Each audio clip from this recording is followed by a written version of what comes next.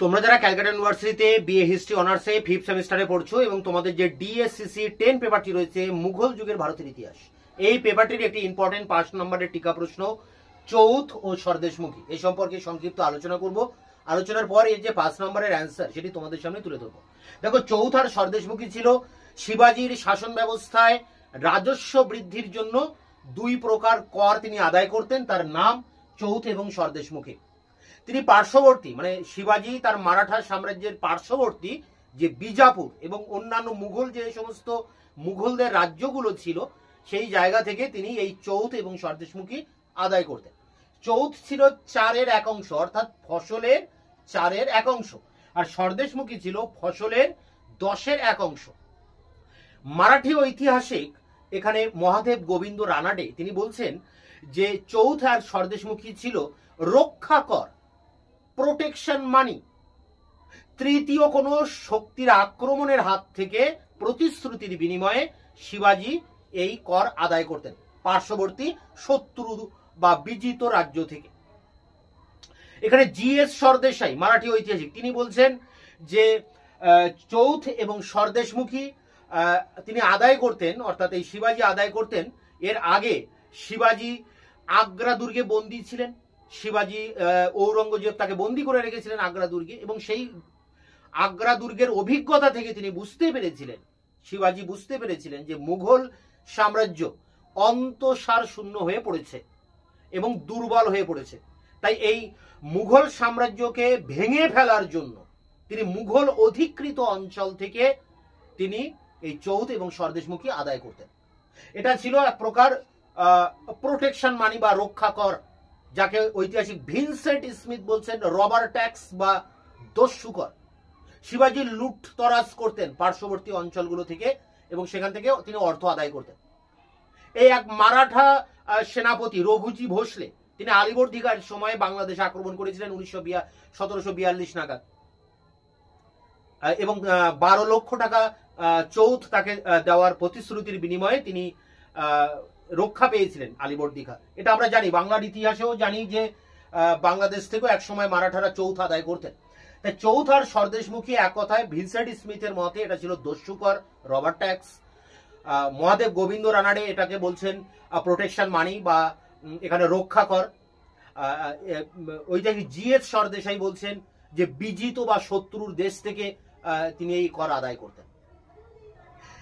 আবার ঐতিহাসিক যদুনাথ সরকার তিনি কঠোরভাবে সমালোচনা করেছেন এই চৌথ এবং স্বদেশমুখী করকে।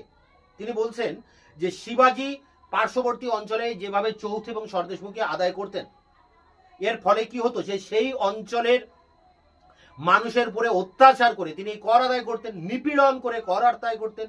এটা ছিল লুঠেরা কর, লুঠেরা দস্যুর সাথে তুলনা করেছেন যদুনাথ সরকার শিবাজিকে। এবং যে সমস্ত অঞ্চলে চৌথ এবং স্বদেশমুখী আদায় করা হতো সেখানে শিবাজি সেই সমস্ত জায়গার কোনো দায়িত্ব নিতেন না, কার্যক্ষেত্রে দায়িত্ব নিতেন না, সেখানে কোনো প্রশাসনিক অধিকার ছিল না, সেখানকার শাসনেরও কোনো অধিকার ছিল না, কিন্তু তিনি জোর করে নিপীড়ন করে আক্রমণ করে দস্যুবৃত্তি করে এই কর দুটি আদায় করতেন চৌথ এবং স্বদেশমুখী। তাই একে রক্ষা কর, প্রোটেকশন মানি বা রবার ট্যাক্স বা দস্যুবৃত্তি কর যাই বলা হোক না কেন, এর মূল বিষয়টা ছিল এটা লুঠেরা কর বা দস্যু কর। অ্যাকচুয়ালি বিষয়টা হচ্ছে এখানে এই যে শিবাজি কেন এরকম লুট করতেন সেটা একটা বিষয় ছিল। শিবাজির যে মারাঠা সাম্রাজ্য বা মারাঠা রাজ্য সেটা ছিল অনুর্বর অঞ্চল, পাহাড়ি অঞ্চল, সেখানে চাষবাস হতো না, ফলে কৃষকদের কাছ থেকে রাজস্ব আদায় করতে পারতেন না শিবাজি সেইভাবে। আবার মারাঠা সাম্রাজ্যের চতুর্দিকে ছিল শত্রুর দেশ, মানে সব শত্রু রাজ্য ছিল মারাঠার পাশে, মারাঠা সাম্রাজ্যের পাশে। ফলে এই সমস্ত শত্রু রাজ্যগুলো থেকে নিজের আত্মরক্ষার জন্য সৈন্য রাখতে হতো, দুর্গ নির্মাণ করতে হতো এবং অর্থের প্রয়োজন হতো।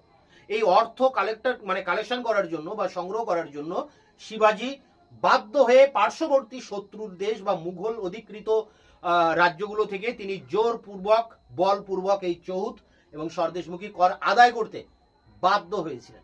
তো এই প্রশ্নের অ্যান্সার নিয়ে এবার অন স্ক্রিনে তোমাদের সামনে তুলে ধরছে। CU history honours 5th semester DSCC 10 চৌথ স্বদেশমুখী মার্কস 5। শিবাজি শাসন ব্যবস্থায় রাজস্ব বৃদ্ধির জন্য চৌথ স্বদেশমুখী নামে দুই প্রকার কর আদায় করা হতো। প্রতিবেশী বিজাপুর ও মুঘলের রাজ্য থেকে এই কর সাধারণত আদায় করা হতো। চৌথ ছিল রাজস্বের 4/1 এবং স্বরদেশমুখী হলো রাজস্বের 10/1। এরপরে দেখো রয়েছে প্যারা করে, মহাদেব গোবিন্দ রানাডের মতে অন্য কোনো তৃতীয় শক্তির হাত থেকে রক্ষা করার জন্য প্রতিবেশী অঞ্চল থেকে এই কর আদায় করা হতো।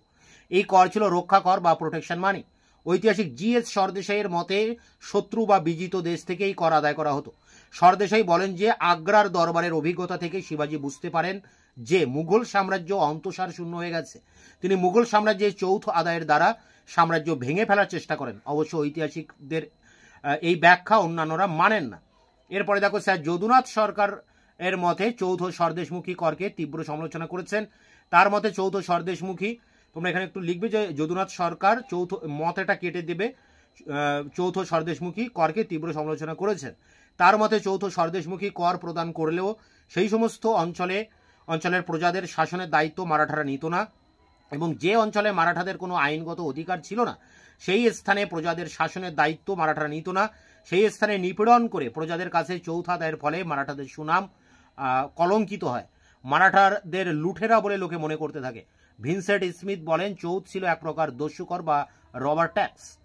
প্যারা করে শেষ প্যারা, চৌথ করের সমর্থনে বলা হয় যে মহারাষ্ট্র ছিল অনুর্বর অঞ্চল, এর চারিদিকে ছিল শত্রু রাষ্ট্র, সুতরাং আত্মরক্ষার জন্য সেনা ও দুর্গ রাখতে প্রচুর অর্থ লাগতো। ঔরঙ্গজেব নিরন্তর মহারাষ্ট্রে আক্রমণ চালালে আত্মরক্ষার জন্য সেনা রাখতে হতো। যেহেতু মহারাষ্ট্রের উপর যুদ্ধ চাপিয়ে দেওয়া হয় সেহেতু মহারাষ্ট্র শত্রু দেশ থেকে চৌথ আদায় করতে বাধ্য হয়। এছাড়া শিবাজি শুল্ক বা মহাতরফা ও জাকাত আদায় করতেন। এই ছিল চৌথ স্বরদেশমুখী। দেখা হচ্ছে অন্য ভিডিওতে, ততক্ষণ চ্যানেলকে সাবস্ক্রাইব করে রাখবে, বন্ধুদের কাছে শেয়ার করবে। ভিডিওটি ভালো লাগলে অবশ্যই একটা লাইক দেবে।